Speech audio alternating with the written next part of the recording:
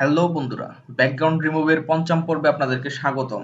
আজকের ভিডিওতে আমরা দেখাবো কিভাবে সহজেই ফটোশপের মাধ্যমে ছবির ব্যাকগ্রাউন্ড রিমুভ করতে পারি। তো চলুন শুরু করা যাক। প্রথমত আমি স্যাম্পল কিছু ছবি দেখে নিচ্ছি, যে ছবিগুলো আমরা এই ধরনের ছবিগুলো হলে আমরা কিভাবে ব্যাকগ্রাউন্ড রিমুভ করতে পারি। যেমন দেখুন মাল্টি কালার ব্যাকগ্রাউন্ড রয়েছে, মানে এখানে স্কাই ব্লু কালারের আছে, তারপর এখানে সাদা আছে, এখানে সাদা একটু বেশি, এদিকে ডার্ক। এরকম ব্যাকগ্রাউন্ড হলে কিভাবে ছবির ব্যাকগ্রাউন্ড রিমুভ করতে পারেন। বা এরকম যদি কোনো কিছুর সামনে দাঁড়ান, যেমন এখানে দেখেন মানে কঠিন একটা ব্যাকগ্রাউন্ড, এখানে দেখেন অনেকগুলা রডের মতো এখানে বেড়া আছে একটা। তো এইটার সামনে যদি ছবি উঠেন, বা অনেক পিছনে দেখেন মাল্টি কালার, উপরে আকাশ, এখানে ঘাস আছে, এদিকে গাছ আছে, সব মিলিয়ে কিন্তু ব্যাকগ্রাউন্ডটা অনেকটাই জটিল। এইগুলা ব্যাকগ্রাউন্ড রিমুভ করতে হলে এই পেন টুল টেনে যদি আপনি রিমুভ করতে চান যথেষ্ট সময় লাগবে, বা কোনো সফটওয়্যার দিয়ে যদি করতে চান সেক্ষেত্রে হয়তো বা মানে সঠিক আপনি এই রেজাল্ট পাবেন না ব্যাকগ্রাউন্ড রিমুভের জন্য। বা অনলাইন যে কনভার্টার গুলো আছে এগুলো থেকে যদি রিমুভ করতে চান সেক্ষেত্রে হয়তো বা এই যে ব্যাকগ্রাউন্ডের কারণে এই ছবিগুলো জটিল হতে পারে।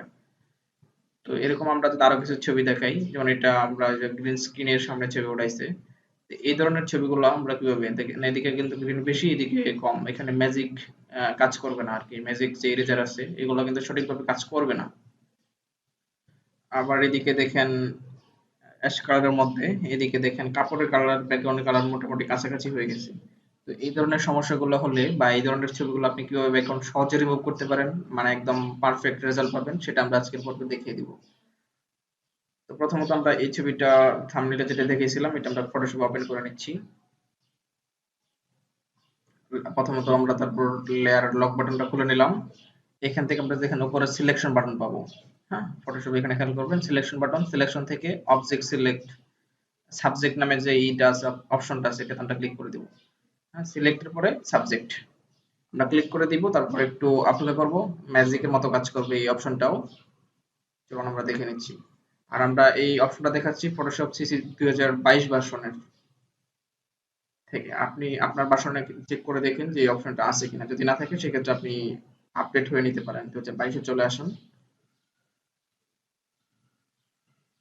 তো এরকম যখন অটোমেটিক্যালি দেখেন সাবজেক্টটা সিলেক্ট হয়ে গেল, সাবজেক্ট সিলেক্ট হওয়ার পর আমরা গত পর্বগুলোতে দেখিয়েছি যে এখানে সিলেকশন সাবজেক্ট সিলেকশন থাকার পর যদি আমরা লেয়ার মার্কসে ক্লিক করি, অ্যাড লেয়ার মার্কস, এখানে দেখেন অ্যাড লেয়ার মার্কস নামে একটা অপশন আছে।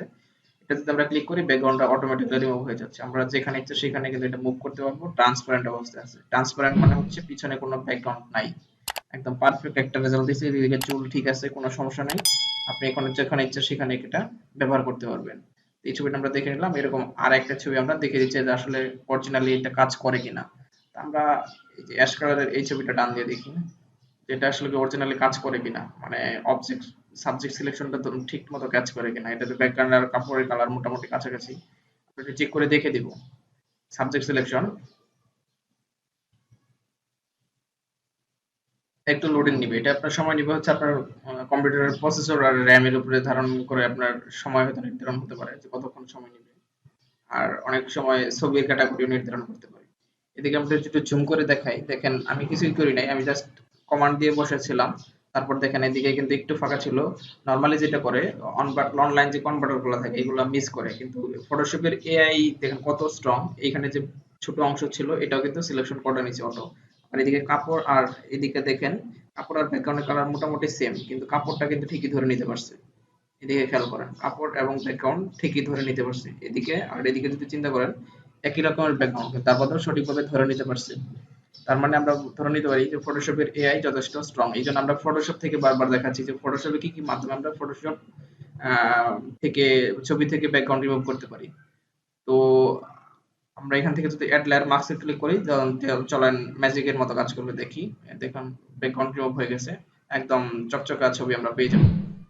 তো এইভাবে আমরা কিন্তু সহজেই ছবির ব্যাকগ্রাউন্ড রিমুভ করতে পারি। ভিডিওটি যদি ভালো লাগে সেক্ষেত্রে একটু লাইক দিবেন, আর কোনো মতামত থাকলে কমেন্ট করে জানাবেন, আর বন্ধুদের জানিয়ে যাওয়ার জন্য সোশ্যাল মিডিয়াতে শেয়ার করে রাখুন।